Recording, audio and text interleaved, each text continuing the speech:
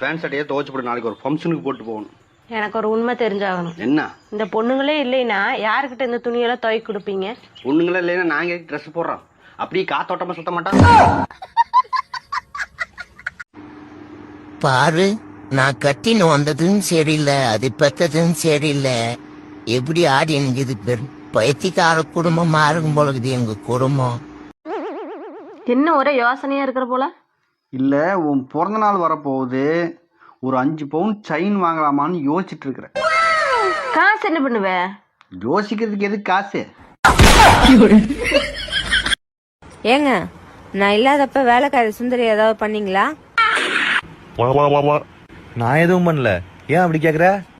நேத்து நான் ஊருக்கு போற வரைக்கும் அம்மான்னு தான் கூப்பிடுவா, இன்னைக்கு என்ன புதுசா அக்கான்னு கூப்பிடுறா?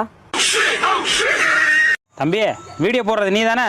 ஆமாண்ணே, உன் வீடியோ தான்ப்பா, அடிக்கடி பார்த்துட்டே இருப்பேன். அப்படியாண்ணே? ரொம்ப சந்தோஷண்ணே. ஏன் சார் அடிக்கடி பாக்குறீங்க? எங்கேயோ பார்த்த மாதிரி இருக்கேன்னு தான். சிரிச்ச உடனே செருப்படியா?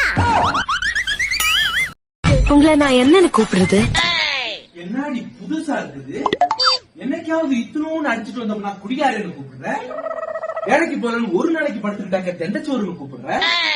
ஒரு 10-20 கடை வாங்கி வச்சிருந்தோம்னா உடனே கடைங்காரன்னு கூப்பிடுற? இன்னைக்கு என்ன புதுசா என்னன்னு கூப்பிடுறது? வாடி வந்தருச்சி. என் சொந்தக்காரங்க வர்றாங்களா?